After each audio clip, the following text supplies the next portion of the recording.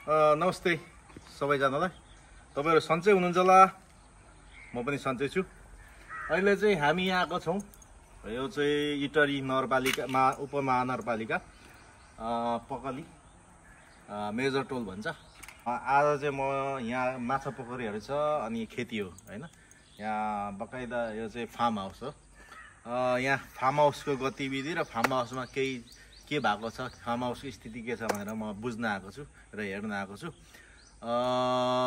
अब म तपाईहरुलाई यो फार्म हाउसको गतिविधि र फार्म हाउस घुमाउने छु भन्दै तपाईहरुलाई फेरि घुमाउने छु। पछि फेरि कुरा गरौँला। हस्त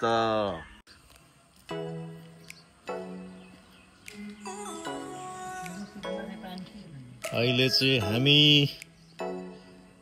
पगली घरमा आएका छौं अनि यहाँ चाहिँ हामी अवलोकन गर्न आएका छौं के कस्तो छ पोखरी, माछा पोखरीको स्थिति अनि अहिलेको फलफुलको अवस्थाबारे हाम्रो लोकबहादुरले के गर्दैछ भनेर बुझ्न आएको थियो। छ मेरो काम पनि यतै परेको हुनाले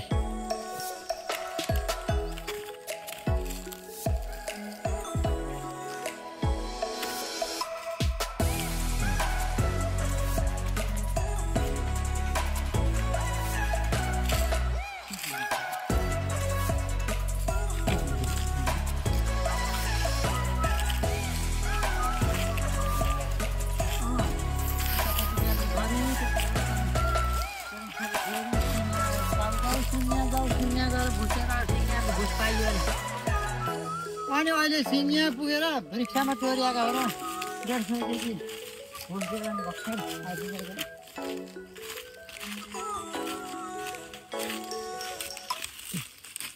एभोकाडो कतिको फल्यो यो पाल?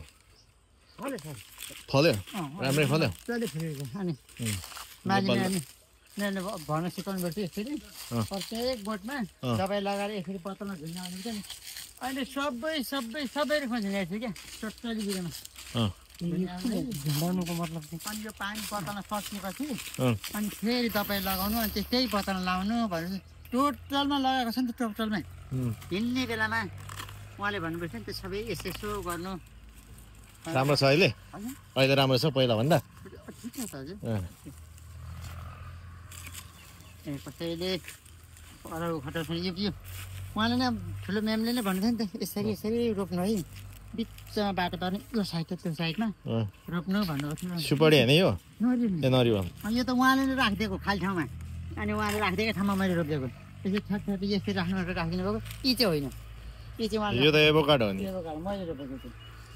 पहिलाको एभोकाडोहरू कहाँ गयो त्यत्रो रुपियाँ? पहिलाको एभोकाडो कोही खाइरहेको छैन उसो त हुर्किरहेको छ नि त। फल्दैछ पहिलाको हामीले रोपेको? अनि यो यही धोजी टराम फल्यो। यो पनि होइन त यो हो नि। यो यत्रो भएछ। त्यो किरा बाजा घरतिरको फुलको हाँगो ल्याएर छ्यास मैले गोजिदिएँ। कति मजाले फुलेको नि यहाँ। त्यो लोकेको चाहिँ हातै भन्नु नि त्यतिको नगोडिकन त्यो छ्यास रोपिदिएको कति राम्रो फुलेको।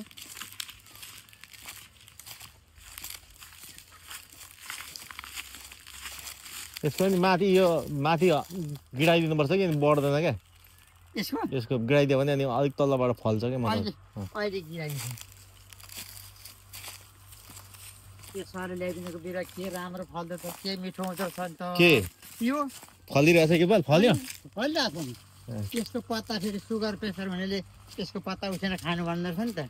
सुगर प्रेसर क्यान्सर हुनेहरूले खानु भन्दछ।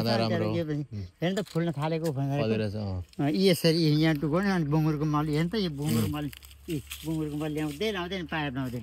बङ्गुरको मल चाहिँ साह्रै राम्रो हुन्छ। माथि त्यो हजुर रोपेर दिएको छ नि, त्यहाँ गएर अहिले हेर्नु त कस्तो मजा वरिपरि खनेर मैले बङ्गुरको मल राखेँ। यहाँ पनि भन्नुभएको थियो नि सबैमा छ क्या, टोटलमा लाउनु है। अनि यो पानी सुकेपछि अनि फेरि अनि ठुलो म्यामले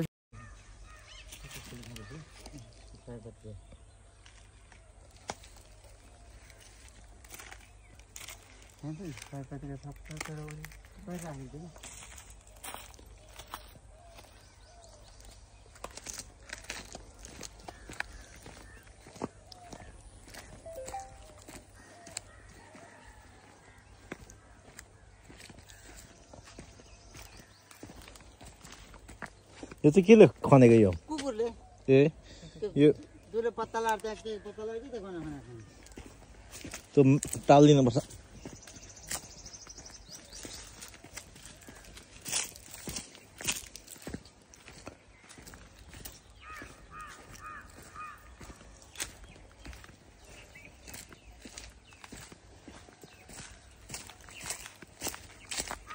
ध्यान त्यो पात सबै फालेको छ नि त्यो कर्दी बाटी सबै फालेको पानी मोटर चलाएर पाइप लाउँदै पानी लाउँदै फाँड्दै सिन्के गोड्दै आज यो बाटो सक्ने छोड्छु अब सिन्के गयो अब गलियो सक्यो अब सक्दिनँ अब भोलि ठिक्क पाइप तयार गरेछ अब लाग्यो भोलि यो चाहिँ मैले रोपेको यो बिरुवा सबै यो लाइन त्यो चाहिँ मालिक साथीले बिरुवा ल्याइदिनु भएको होइन क्या पहिला आफूले उमारेर अनुभव गरेर त्यो साइड यो सबै विकासको लागि क्या पत्ता जति माछालाई हुन्छ नि त माछाले खान्छ हजुर तिमीलाई यो भाइ आज जस्तो साइज पर आज तिम्रो राम्रो साइज पर है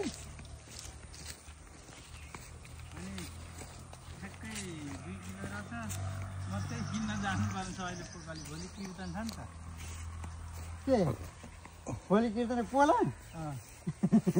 यहाँ मेरो रिक्सा ठेल्नलाई तल साथी चाहिएको छ अरे मलाई कत्रो उहाँ अघि भएको यहाँदेखि लिएर आएको कहाँ यहाँ ल्याउनु यहाँ छोरा भित्र अघि त भर्खर राखेको यहाँसम्म आउँदा के रिक्सा